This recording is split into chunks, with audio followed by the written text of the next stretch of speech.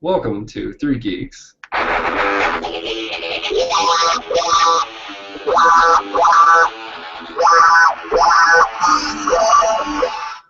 We're at podcast number 44. You got myself, Philip, Mike from Mike McG TV. We're on our YouTube channel. And then we've got Dan joining us. Unfortunately, Jason and Max couldn't make it this week. I'm just Dan. I like thanks. Well, Dan, you have a person, man. You're just a person. Damn it, man. Yes, that is true. I am just a person. You didn't give me a snippy title to work with. Oh, damn it. No silly person. The one time it comes into play, and I couldn't think of anything. Yeah, so we're back. It's number 44. I guess we can kind of kick it off with, like, what did you all do for this? And did you all do anything kind of crazy this week? Did you play anything? Who wants to start? Dan, you want to start? This weekend I pretty much stayed at home and played Fallout 3 because it's backwards compatible. Nice. For like the third time. Oh, the third time. All right. Oh yeah. Yeah, I do love me some Fallout 3. Nice. I love Red Dead. I'm kind of there with you on Red Dead. I'll just explore Red Dead forever. And speaking of, Mike.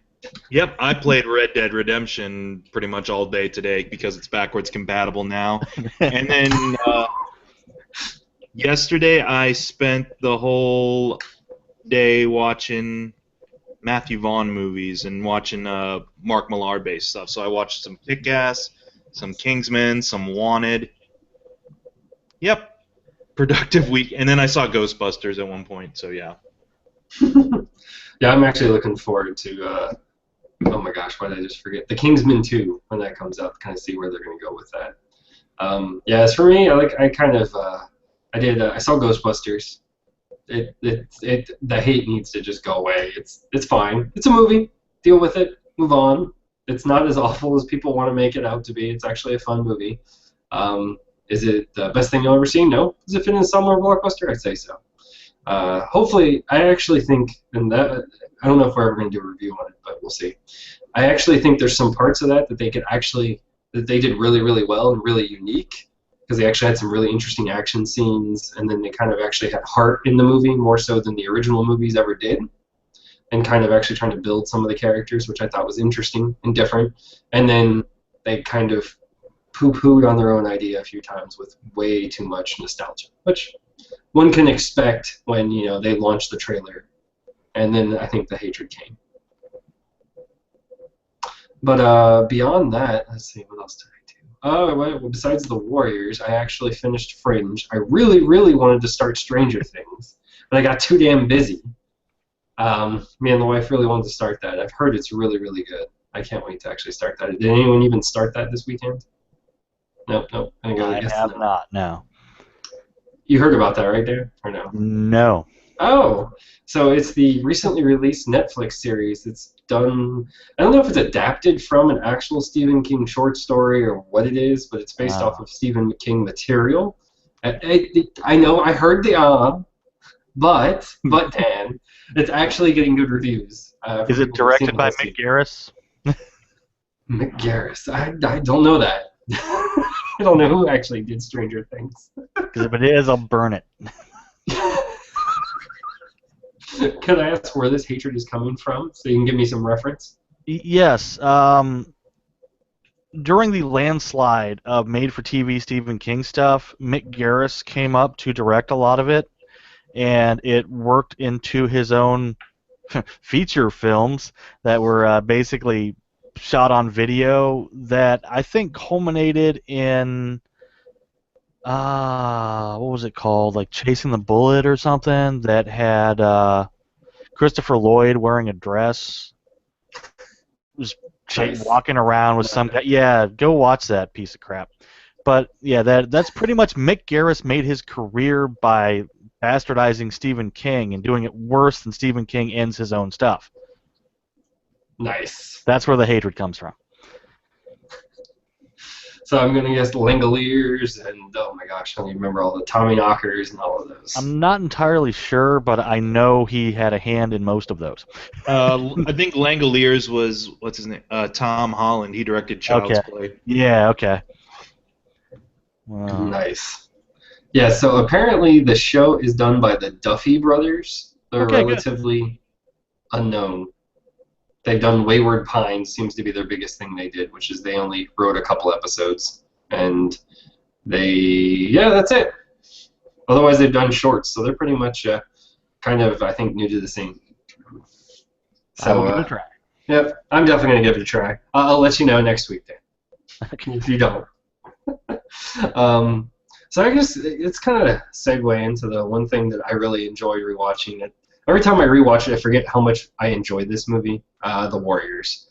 It's so funny because I didn't realize it was made in 1979 because it really feels like part of like gritty's 80s and kind of like comes across with that.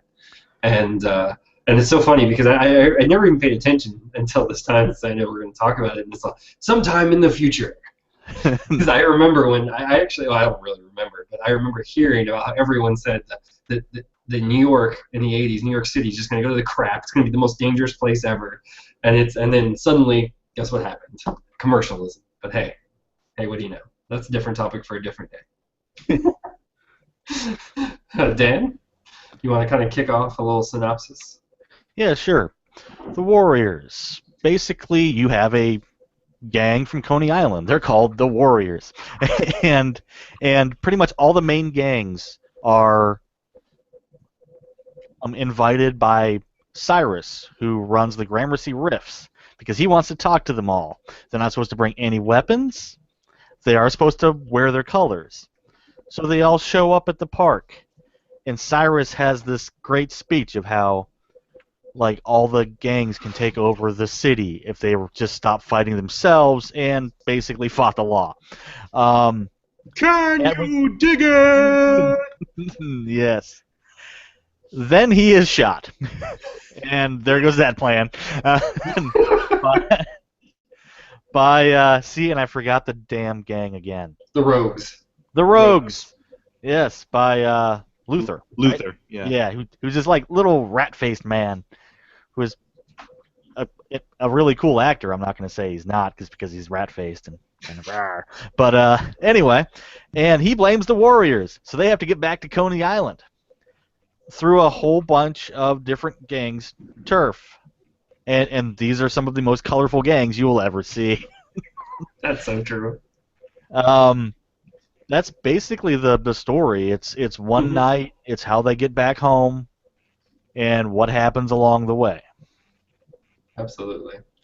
Yeah, it's definitely colorful. I think is an understatement, Dan. Unique. Mike, did you kind of want to start going on your little section of it first? Sure. I really enjoy this movie quite a bit, and even though, yeah, it is kind of taking place sometime in the future, it definitely has that 80s vibe about it, even before the 80s set in. If you could say this is kind of a pioneer for the way a lot of 80s films, kind of were with regards to their glitz and a lot of that kind of excess that was put on screen. Because, I mean, this director, not only did he do this, but then would later on go to do, like, 48 Hours, one of the quintessential, like, buddy cop action movies of the 80s. So, he kind of really established a tone for the 80s with stuff like this. And I love it, too. It's like the music is awesome in this. All the performances are just... They toe the line of being really, really over the top and cheesy, but you buy that these characters would do this, like especially like stuff like Cyrus, or like he has to play it big for that crowd scene, but you know what, those lines are something else. But you buy that this dude's a leader. You buy that rat-faced Luther can be scary, but at the same time like this sniveling, hilarious creature to watch. I love it's kind of like the Odyssey essentially, is that the troop of warriors starts out as a core, but then they gradually just keep losing people every once in a while. They have poor James Remar handcuffed to a park bench. But he was being overly, like, pervy and aggressive with an undercover cop, so I can understand him, getting handcuffed to a park bench, and just a couple of other. They pick up some strays along the way. They encounter like you said, all these colorful gangs, and the fact that the chief from Where in the World is Carmen Sandiego is like our omniscient like narrator saying, "Okay, they're in this area now. Go get them, boppers," or it's like, "Oh, go get them, Furies. They're in your territory." Mm-hmm. But it's fun. It's fun, dumb, dark, cheesy action. Yeah, I agree. Like, oh my gosh, yeah, because I love that. Because if you listen to the way she narrates and kind of goes over the radio, you can tell it's not quite coded, but it's not overt enough to actually say, if the police were listening, that wait a minute, this is run by gangs. What's going on here? We need to shut this radio station down. But it's still enough that you kind of get it. And then I love how they tune in the music to like nowhere to run when they're on the way out, and I love this music. Like it's very dystopia, and it's just it's a shade off from Road Warrior territory. It just happens to be in New York City. Mm-hmm. Or even a better comparison I kind of like is that New York. Yeah, somewhere in the background, Snake Plissken just dropped in on a parachute. So while that's going on, here's also this other story about these gangs.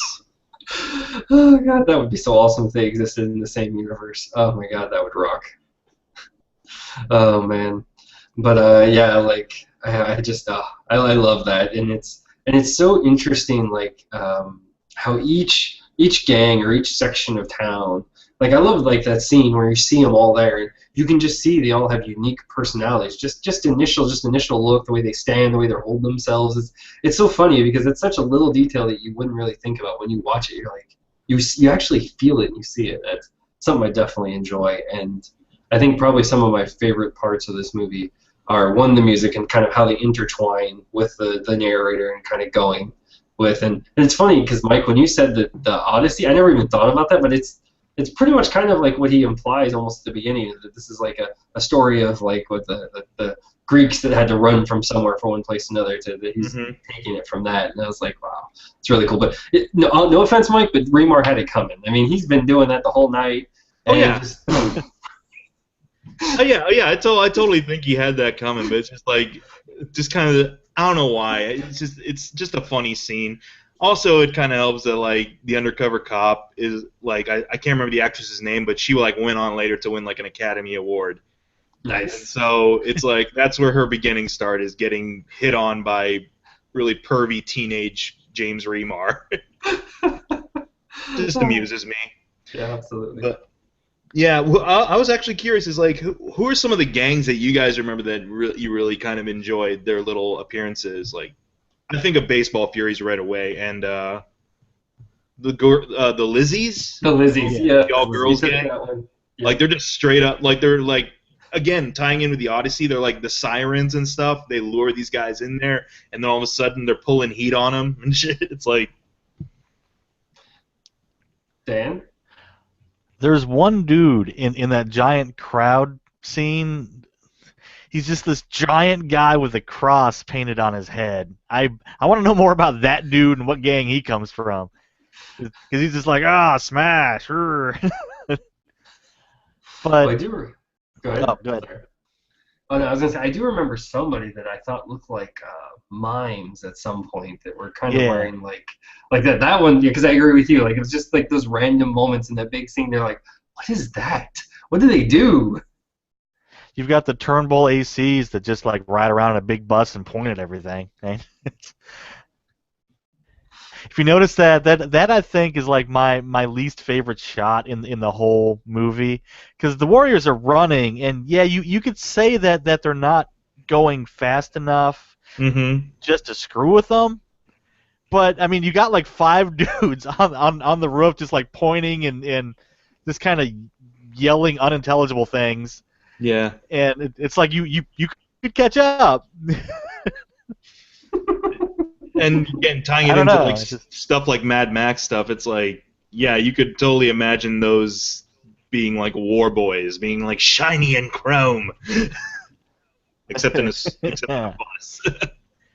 I'm trying to remember the one visual I really was just like, oh come on, was when they're in the subway and there's that one, I can't remember the gang's name, but it's that one guy in his Oshkosh overalls and roller skates, and he's just like trying to look menacing, but he looks like a giant 6-year-old on roller skates.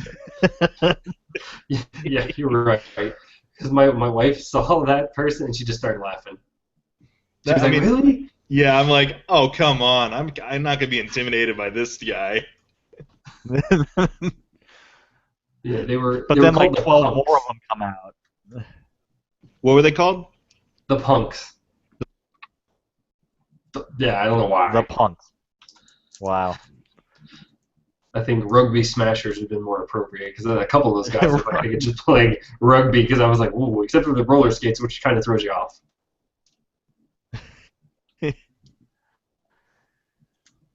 Let's see. I wasn't trying to remember. I hadn't really I found a website that has a list of all the gangs, and I don't remember half of them. Like they have the hi-hats, which was the gang of mines that I saw. Mm-hmm. The electric eliminators. It's kind of funny some of the names they've got. Apparently, I don't remember the motorcycle gang. Do you all remember motorcycle gang? Some of the names didn't get into the movie too. Okay. Satan's mothers. Yeah, that's the motorcycle. That's what they are. I like it.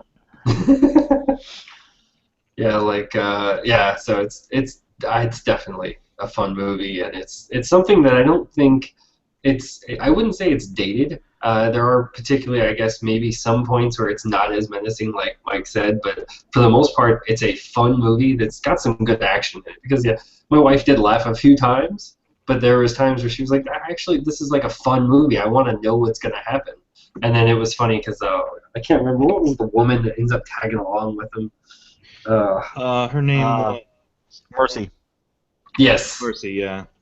And she was like, why in the world are they keeping her? And I was like, I'm going to go with they're teenagers. They're not really that well thought out, but I agree. I was like, you would think. Well, because her and Swan kind of have sort of a thing going. Yeah. Yeah, her and Swan have a thing. Even though like she's getting him into trouble for like 50% of the time because she just is like, hey, calling people out on shit.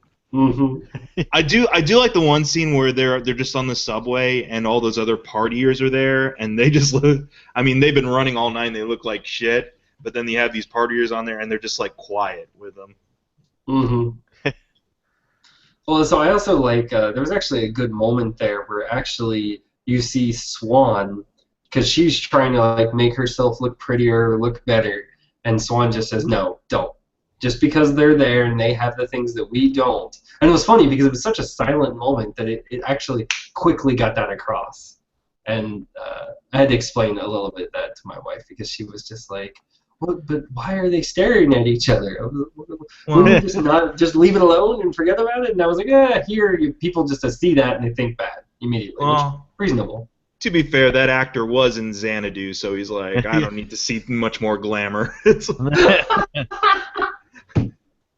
No, but Swan's he's also giving the other dude the stink eye.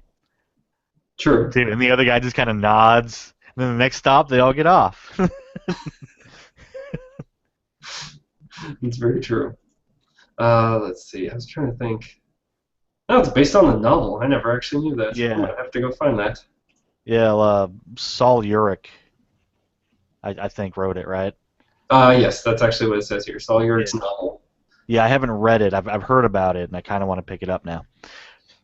Someone might have mentioned this last week too. Have you guys ever played the game? Yeah. How is that?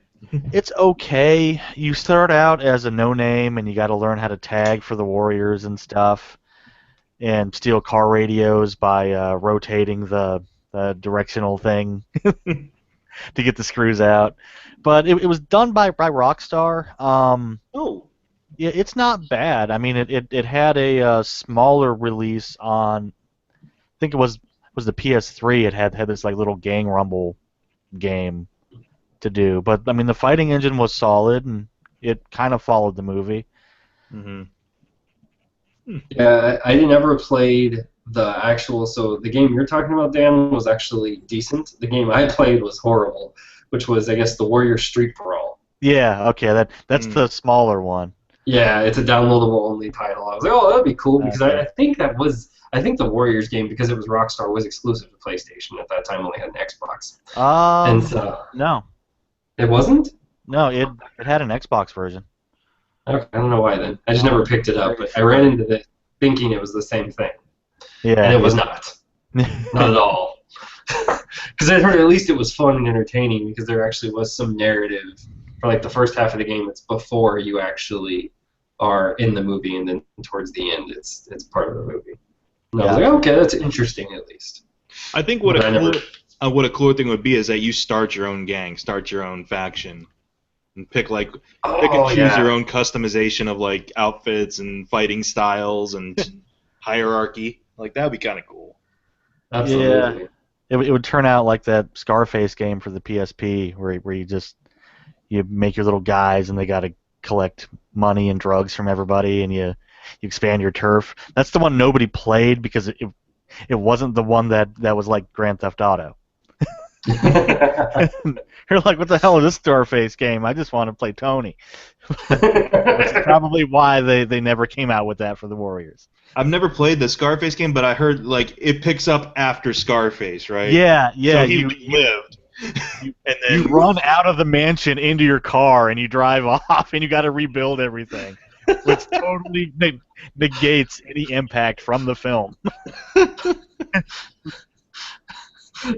Oh my god, that's awesome. I remember playing the Godfather game and being like, okay, this is kind of cool. You're working way up to become like a capo in the organization and everything like that. So it makes sense at least there. But like, I heard about Scarface. It's like, oh, he didn't die.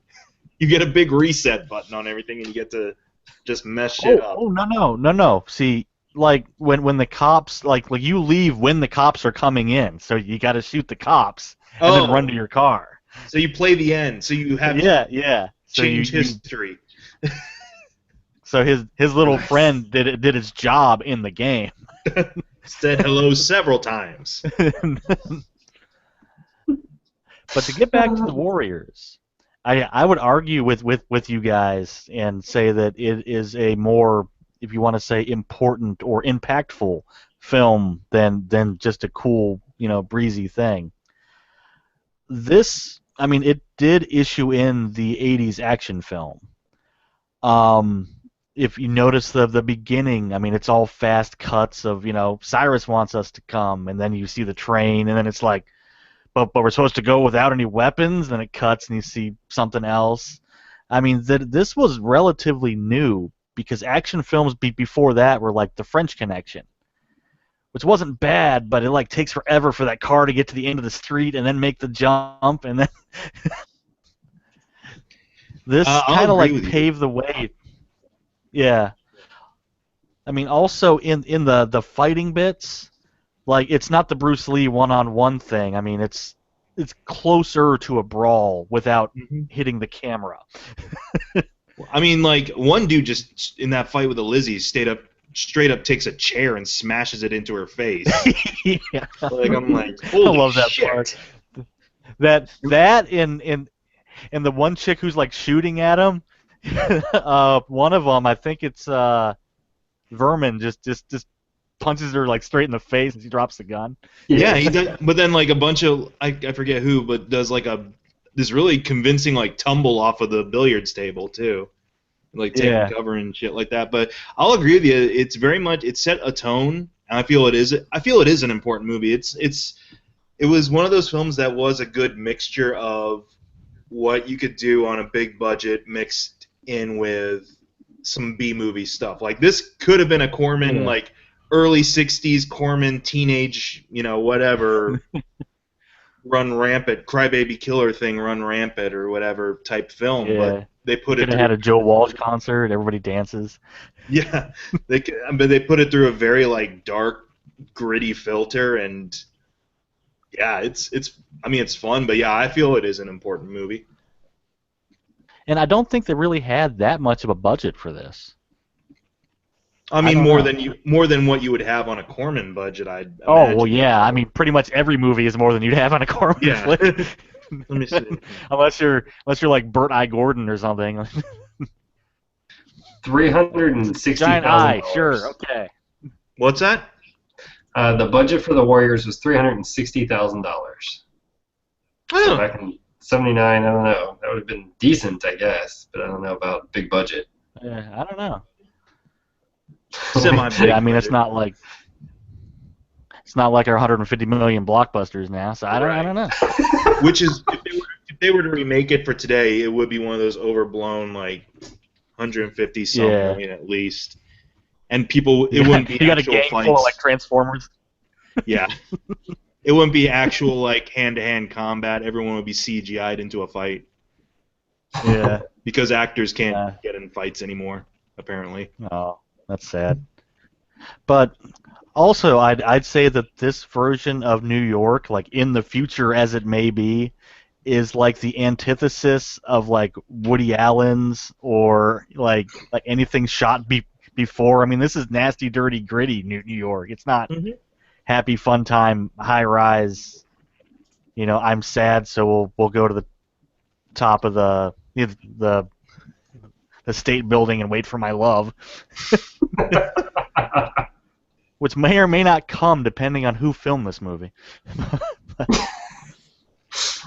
Yeah, I definitely will agree with you. It took a very different approach on New York City because it didn't quite pull like what me and Mike were joking about a little bit of Snake Plissken, because it didn't say it was 20 years in the future. It said it was relatively recent, and at that point that was unbelievable in New York City, and that was them trying. I think the later filmmakers trying to change the way New York City was viewed. But I agree, it was definitely a gritty film that is a lot of. It still had that lighter element to kind of make not so bad, but yeah, you definitely got that, and I definitely agree with you that like, and I guess that's part of why I say like it's aged well, because a lot of older movies, when you go back and rewatch them, they aren't as fun to watch, especially if you're used to like more recent movies. Because that was the part I wasn't sure about with my wife, because like I tried watching the original Star Treks with her. That was a little harder. The newer ones are a little easier to get her into it. And so I watched this one, and she still actually had fun and enjoyed it. And I think this has those moments, like you were saying, the action scenes, and kind of did some things that just hadn't been done yet at the time or hadn't been thought about in that way.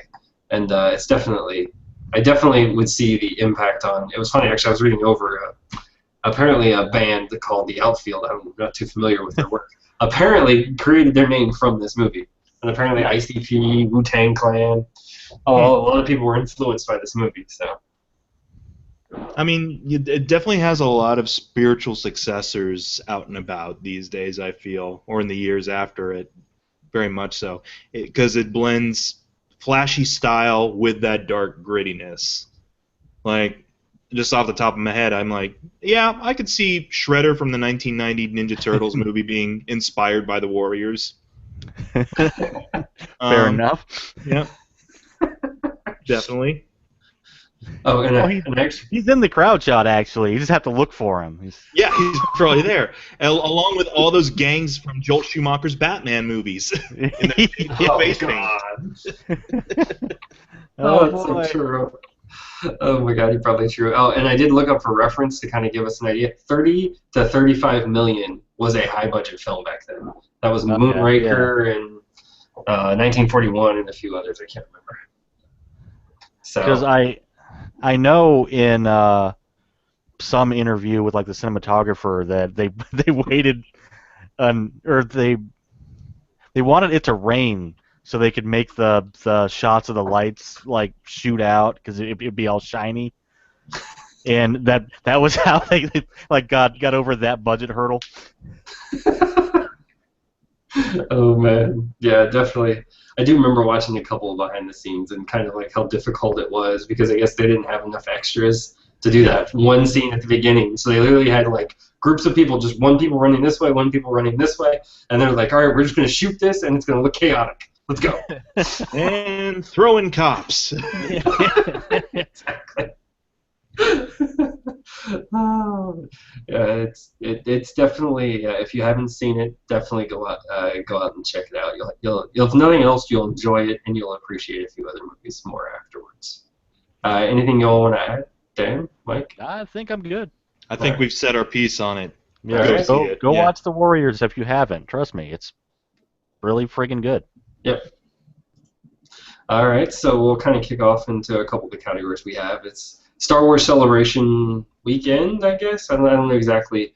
I always thought it was just one day, but I actually think now it teeters into Friday and Saturday now. And so the big news that kind of came out of that, besides the Rogue One trailer that never was, it was mostly just kind of a sizzle reel, which was somewhat interesting. I didn't really find anything unique enough to talk about it because they're not giving us enough detail about it. They're just kind of showing you bits and pieces.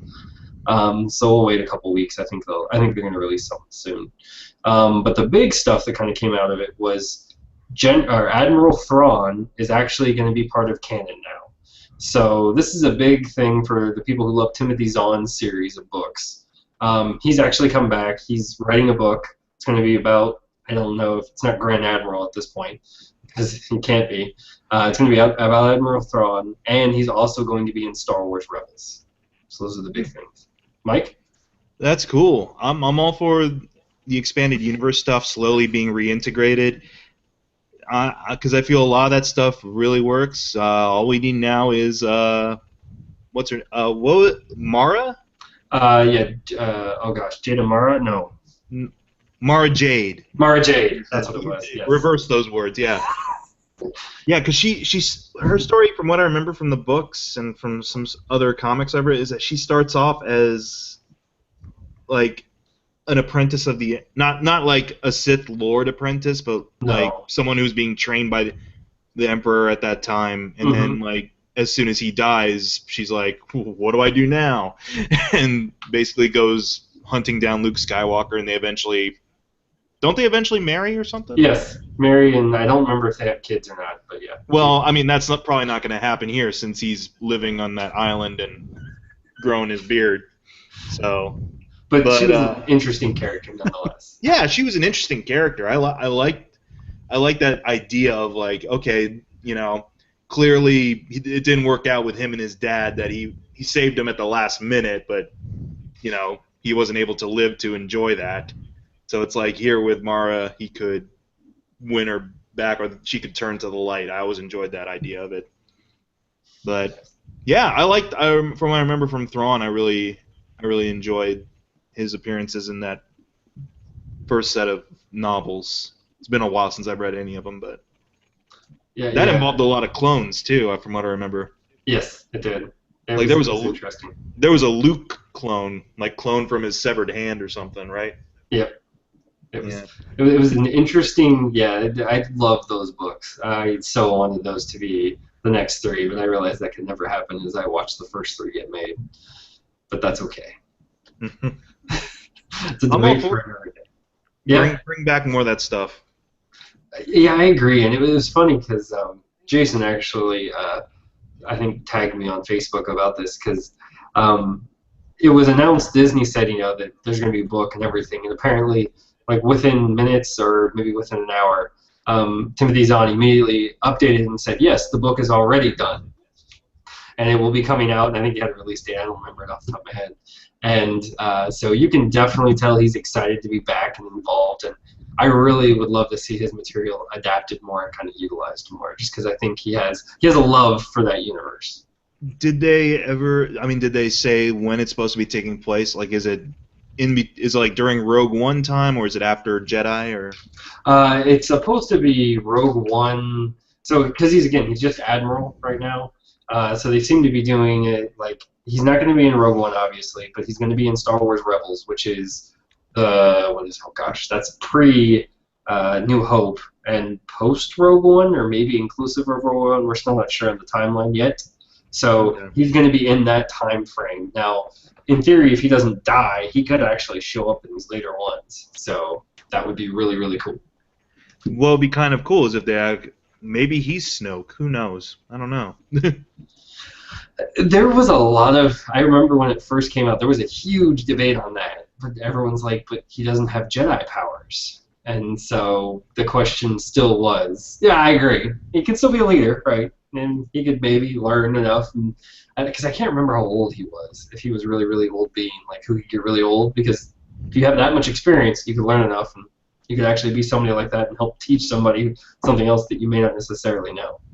So, Dan, before I kind of leave you out of the loop here. Oh, that's fine. I picked up a copy of Heir to the Empire like 2 days ago, and I haven't opened it yet. And that's my experience of Timothy Zahn's Star Wars universe. So there you go. Nice. But I promise I'll get back to you in probably 5 more years. Or you could get it. Can you get them on Audible? Have we done the Audible plug yet? I probably. We have not done the Audible crap. plug. So that would actually be a good test. I mean, if nothing else, somebody will have to. I'll have to actually look into that, and so I can actually add this. But feel free to try out and let us know at audibletrial.com/3geeks. Let us know if any of the Timothy Zahn books are on there, so that way we can listen to them and enjoy it. Cause I might have to actually pick it up at that point, because that's something I've been wanting to do. And it's funny because I haven't had time to sit down and really read those, because I love to just. I remember when I was reading them as a kid, I would just get enthralled, and it would be interesting if they had a unique voice for it. So definitely try it out and let us know at audibletrial.com/3geeks. We'll probably get through it faster than Jason's getting through it. Oh yeah, sorry. For the prerequisite update, I believe Jason has not moved any further in it. We will see. We're hoping before we stop doing this podcast, he'll finish it. Year 2 of. We'll have to do like stardate, captain's log, or it log. There we go. But as far as that goes, like I watched the first season of Rebels with hope and desire, and it just wasn't it.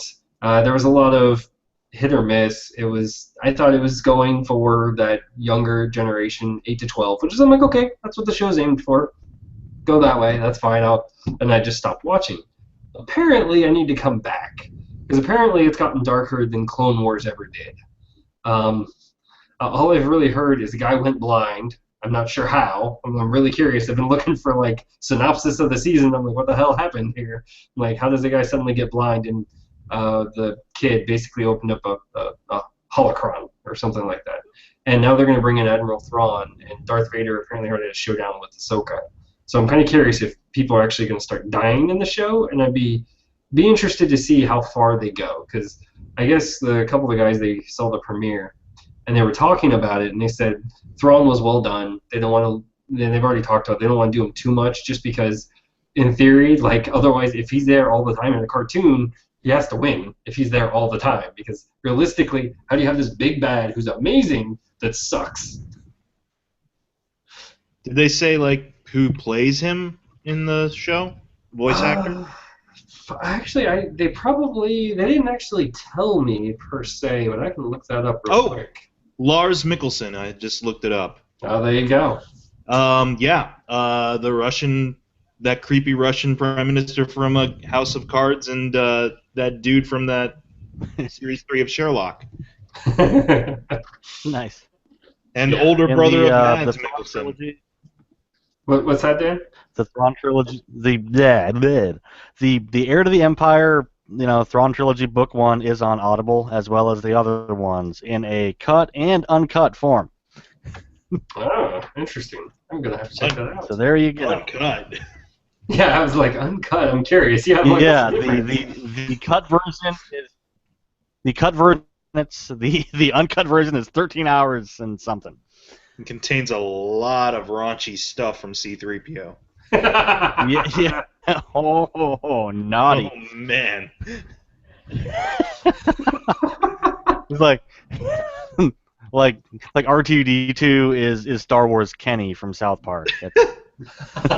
So what I like to think is that while the main trilogy's going on, there's also their own version of the 50 Shades of Grey trilogy going on in the background too. Oh God. Weird space sex stuff happening. Oh, that's awesome.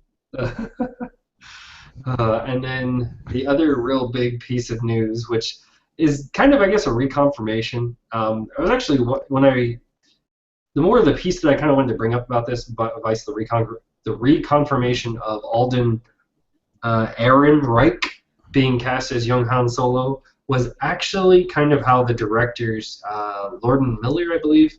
Yeah, Chris Lord Miller. Yeah. Yeah, let's say, and they talked about how they remember Han Solo and what their goal is, and apparently I guess they reviewed over 3,000 actors for this role, and he was the first one, and I guess he did so amazing that's why the whole rumor mill got started, right? That he got the role.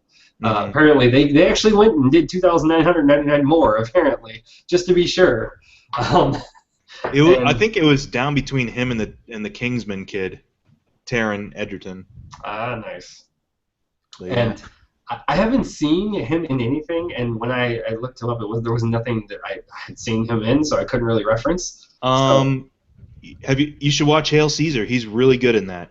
Okay, that's what it looked like. I saw the film clips that somebody was talking about, and I'm like, that looks like, because I saw other people, I'm like, that looks like Hail Caesar. I really wanted to see that, so, all right, another reason to go see it. Yeah. I hope, but like he officially came to the celebration. Yeah, they Disney announced it. It was the official announcement. They actually introduced him. The directors actually talked about what their plan is for the movie. They don't have a time for shooting it yet, of course, because I think they're at least 2 or 3 years out. Did he step onto stage and shoot a guy in a Greedo costume? Before Greedo could shoot? That would have made it. Like, you just have a guy standing up there dressed up as Greedo, just ready to go, and then all of a sudden here comes Alden. Got you first.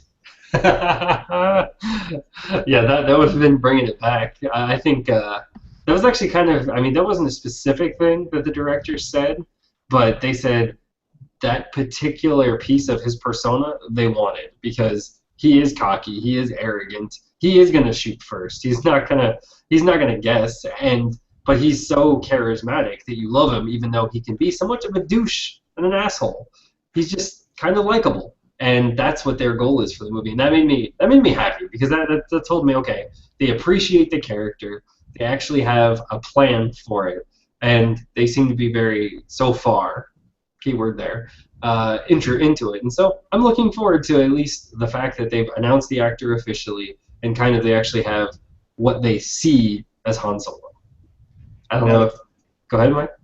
Now the question becomes who's going to play younger versions of other characters? Since it's his kind of origins in a way, are we going to see young Lando and young Chewie? And who could play young Lando and who could play young Chewie? I mean, I guess anyone could play young Chewie because you just throw him in for a rug, but LeBron James for young Chewie. LeBron James for young Chewie. Who would be a Lando, though? I don't know, a good young Lando, because you would need a kind of a younger, up-and-coming actor. Michael B. Jordan, there we go. Nice. There you go. Yeah, he could absolutely work. I could see that. Get Creed for Lando. There you go. Dan, any thoughts?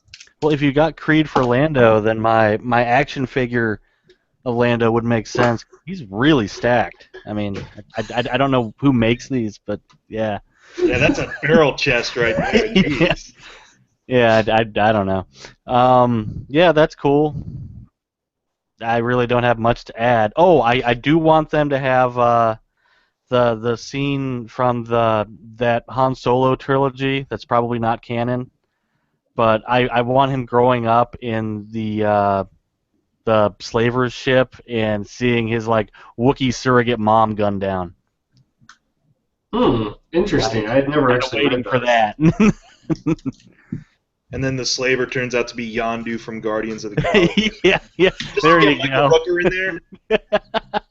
Screw Boy, it. they never tasted Terran before. Oh god. Oh, that would be awesome.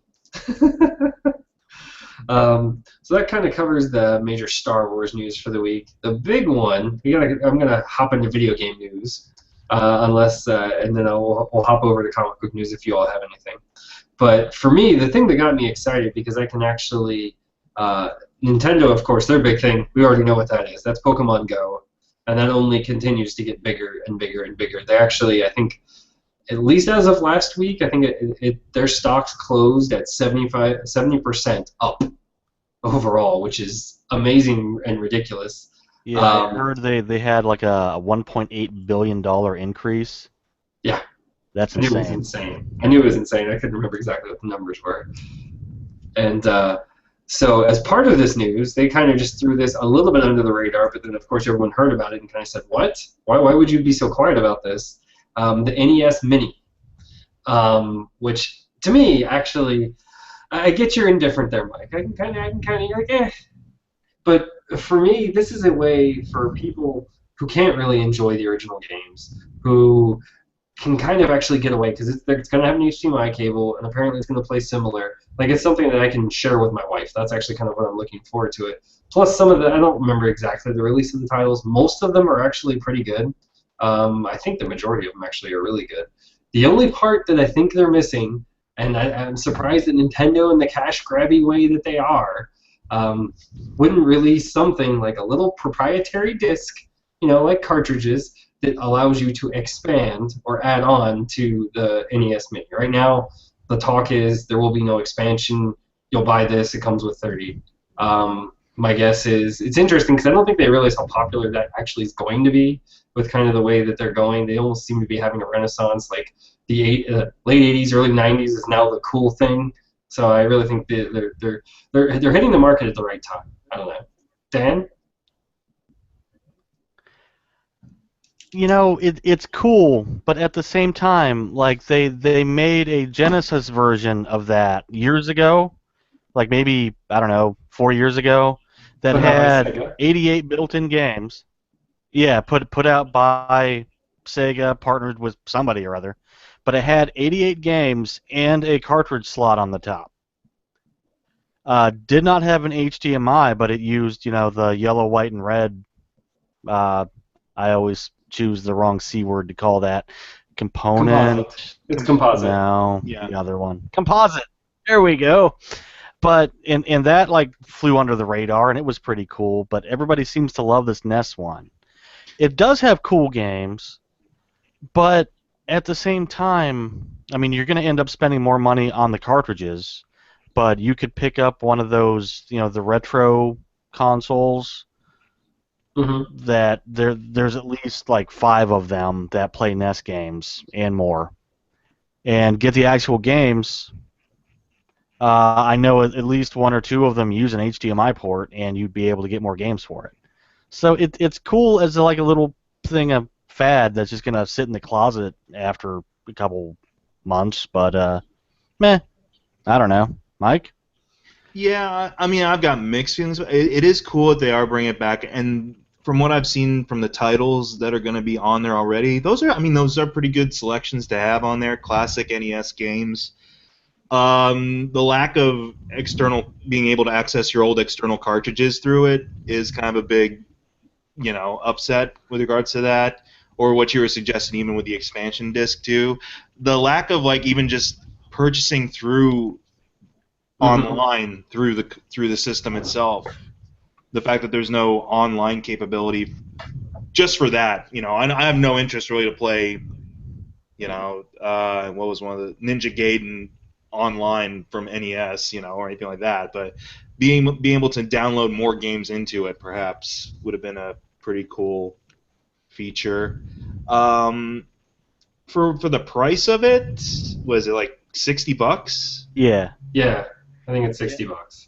I'm on the fence about whether or not that's a good investment. It only comes with one controller too, so you got to buy the extra controller. Yeah, Oh, it's that's lame. $10. $10 Yeah, for the second controller. another $10, yeah. I mean, if you're really diehard Nintendo and you really, really just want to revisit it, and your old system's crapped out on you, it would probably be okay. But yeah, like Dan said, it's like it's probably just gonna hold your attention for a couple of months, and then you're gonna forget about playing it. For a while. Actually, you've got a decent idea there, though, because if they could hook that up to the old Wii shop, Mm-hmm. and then you could download stuff onto it, that would make sense. Yeah, basically along the lines of like what people have done. I've known people who have customized their Xboxes to be to be emulators essentially, and they've got like thousands of not just Nintendo but Super Nintendo and Genesis titles available to them on their Xbox. and they play fine too through those controllers. But like that, not that idea essentially, but like Yes, because I don't know what you're talking about, and I certainly do not have one of those. we certainly didn't have it in college on our fraternity's office computer. Nice. Tecmo Bowl, that was our big thing. That's the thing. It's a great thing for my college buddies because one of them's going to get it, and we're going to have Tecmo tournaments nonstop. Nice. That is cool. Yeah, that's the one thing I think, because I don't remember. I think they have a price, but they don't have a release date yet. I think they're saying fall, and so I'm kind of curious because that was the big question everyone was asking. Was exactly what you're saying, Mike. Is there not going to be online capability to get more? Is there not going to be an expansion?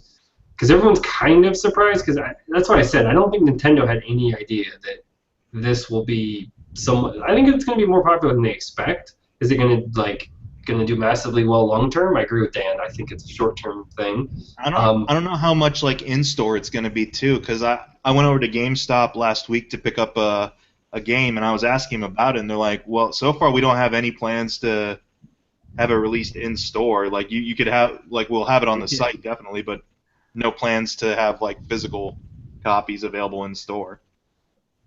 It's gonna be like the Neo Geo X, but really cheap.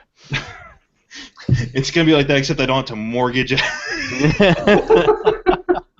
Although, I just realized you said online capability. Now, you could download the original Double Dragon game, and then you could play that crappy fighting bee game, Oh God! like with your friend that lives several states over. Wouldn't that be a treat? They should have these consoles at $20 a pop, because if they release Battletoads on this, I'm gonna throw these things out the window. Like, every week, a new one's getting chucked because I'm pissed. Yeah, that was funny. I saw a guy who made a list of games he wanted to play or he wished was on the system, or they had a way to expand it. And Battletoads was one of them. I'm like, really? I was like, I remember playing that game. It was more annoying than it was fun. Dude, Battletoads is awesome. You must have been a dedicated, very patient gamer. Yes.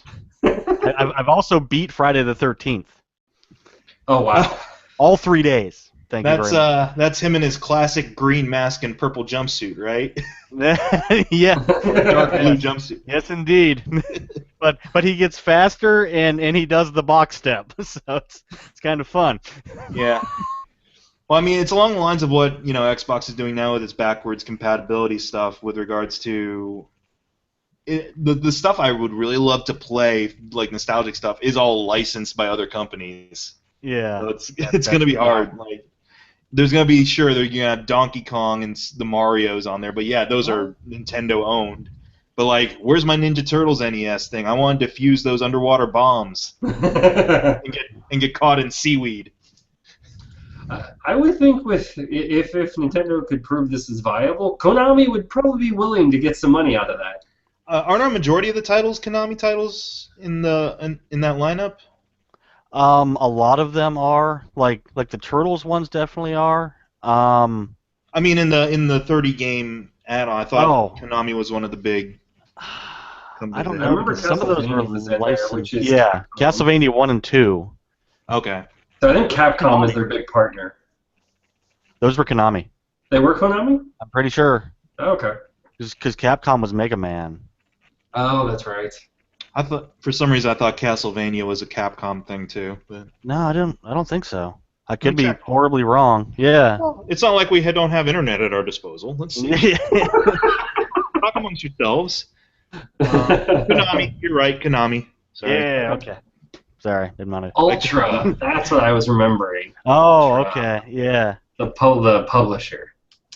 I think what they should do is they should release this system, but then only have a limited number that have a defect in it where it does play like old like Jaguar or Nat Geo stuff, like some bonk. Can we get some bonk up in here? The caveman with the big head. Oh God, yeah. The Neo Geo stuff. Oh. Yeah. No, or wait, TurboGrafx, then Neo Geo. Yeah, TurboGrafx first. Yeah, that's what I was remembering. But I do remember Neo Geo. I couldn't remember. I do remember TurboGrafx because that was the one game system that was in all the magazines of the time that I had never seen. So basically, you just get like screenshots and walkthrough of games that I had never. It's like that looks kind of neat.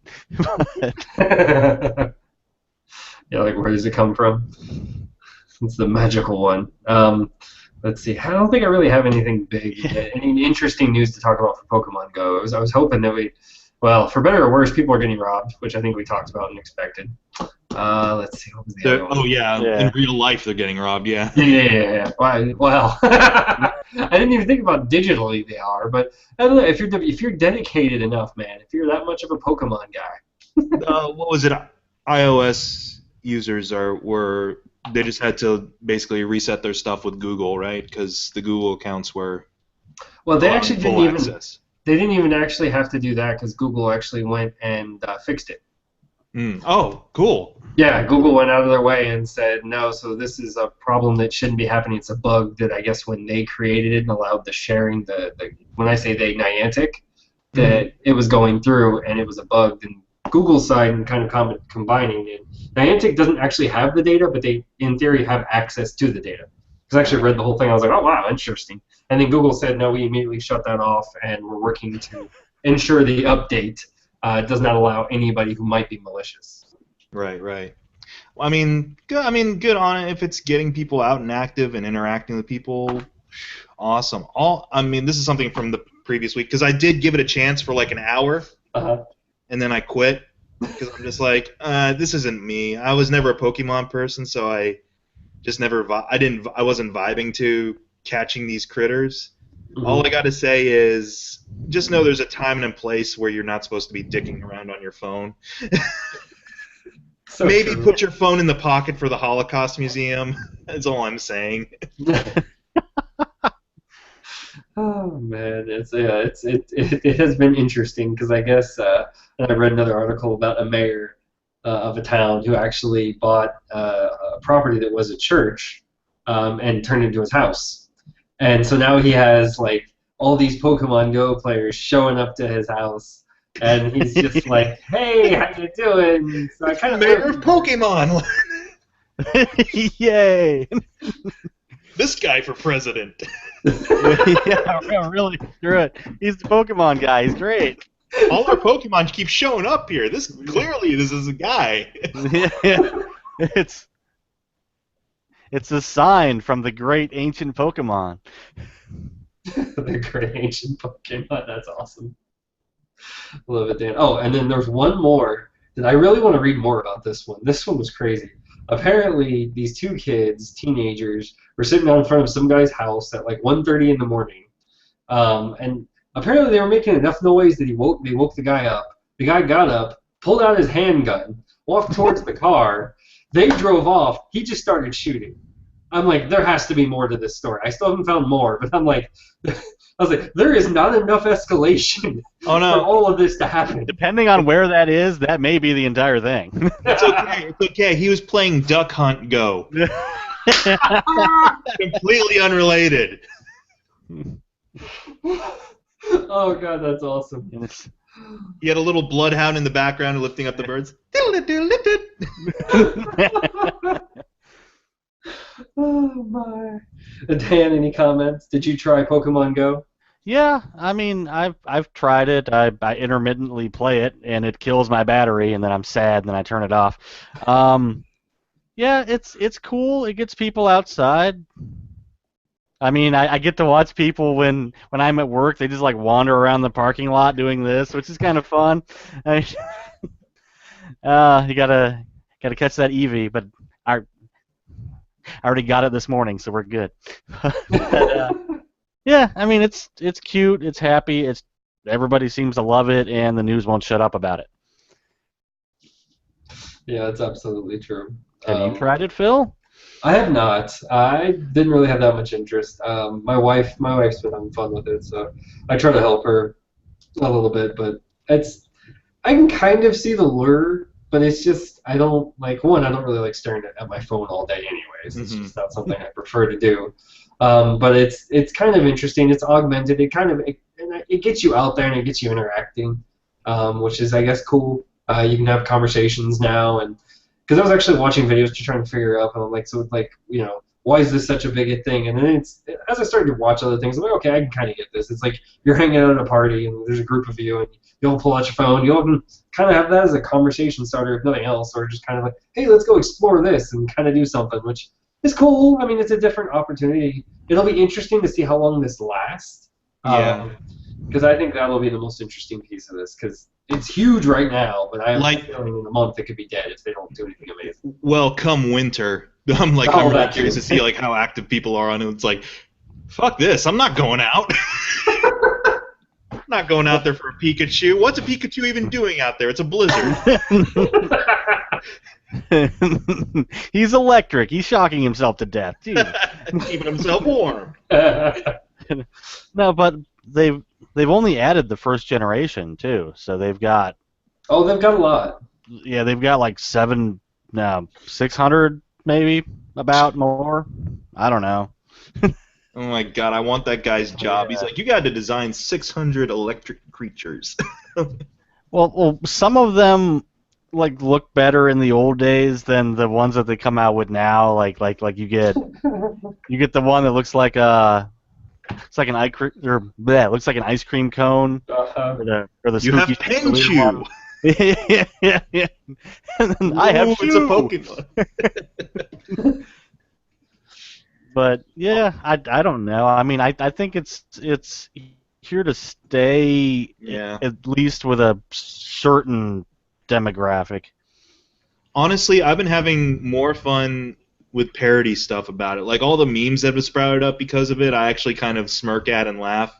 I've created a couple that I didn't really enjoy, like the Find Waldo or Jesus. Buddy Christ standing in the park being like this, and his CP is like question mark because who knows how powerful Christ is really. That's awesome. Nice. Yeah, I've been enjoying all the people that are talking about other augmented reality games that would be really awesome to do. Like Ghostbusters was one, and I was like, that actually makes sense, and that could be anywhere. I was like, I think that one could be hot, but who knows if anyone would ever actually do that well without creating problems.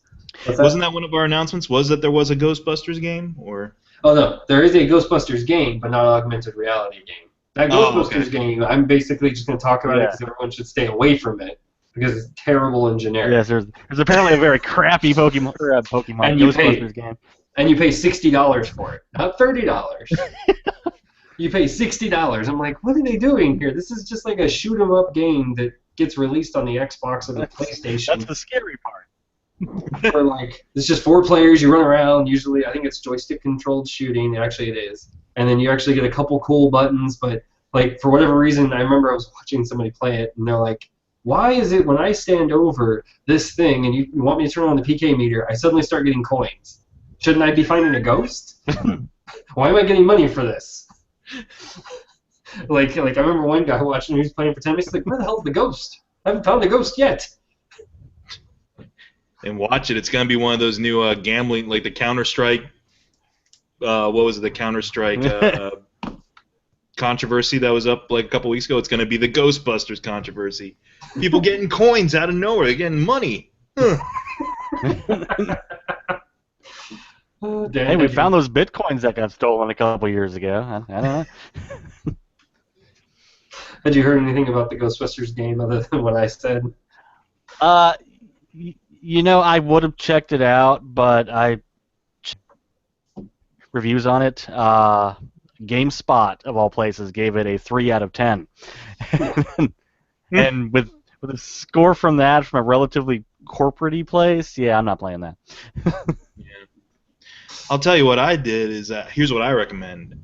I went to a video game place and got the 360 Ghostbusters game from 2009 for like $15, and I've been replaying that on my 360, and I had some fun with that. I'm having some fun with that again. See, actually, for me, that's what's surprising. But I guess Activision probably didn't still have the license, because if I were Activision, because I think they're the ones who made that Ghostbusters game, I would have wanted that to come out backwards compatible, because that's going to sell. It's going to make some money at this point, because people are going to be, oh, well, this is a crappy game. What's this one like? And They've then got they've got Sanctum of Slime, whatever that Xbox Store purchase was. Yeah, that's the That's multiplayer one. yeah, that's the better version of the game that you pay $60 for now. Lame. Because I think that game cost $20 when it came out, and it was a 4-player. I don't remember if you get characters from the Ghost. No, you don't. You get random characters like this one, and it's a little bit better. You actually have to capture the ghost and kind of bring them places. And this one, you're shotgunning him. You got a minigun. It's all over the place. Oh, so it's like the movie. And they're not really concerned with trapping the ghost. They just shoot them and kill them.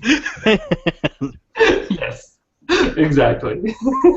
Because it was funny, because I was watching, I guess, a guy who hadn't seen the movie yet play the game, and they're like, what the hell? Why do they have a shotgun and a minigun? You don't know how you catch ghosts? He's going to go to the movie and ask the same question, probably.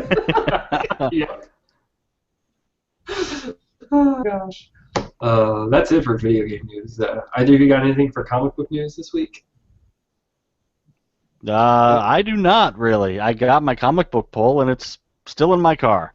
Yeah. So All right. I can't even play show and tell. My bad. I'd say the biggest thing I probably got in my poll in the past couple of weeks was that Dark Knight 3 number 5 finally came out after like a month and a half of waiting. And so Right. begins the stereotypical something Frank Miller is behind is going to have long delays. So hunker down. It's going to be another year or so probably before this latest chapter comes to a close. But I will admit there was a mini-series I really kind of enjoyed. I think it was released every week for the past 5 weeks, starting in late May, building up into the movie. And it was Teenage Mutant Ninja Turtles, the IDW Teenage Mutant Ninja Turtles series, Bebop and Rocksteady Destroy Everything. Nice. So basically it's like the Ninja Turtles and their time-traveling friend Renette are caught in like a time vortex, and then Bebop and Rocksteady get sucked in there too. And all of a sudden they meet their past selves before they got mutated.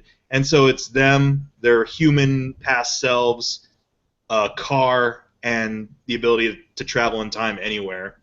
So it gets pretty insane by the end of it. And yet makes sense still, but okay. Nice. I gotta check that one out, man. Yep. That sounds like fun. That sounds like a fun read. So I think that's it then. Thank you all for. Anticlimactic finish. Exactly. I was like, I don't really have a segue. So we're done. We're done, folks. It's over. I know how to tie it all together. We were talking about the Warriors. Bebop and Rocksteady look like animal versions of the Warriors, so there you go. And we've gone. You full don't circle. trap them. You shoot them with shotguns. There you go.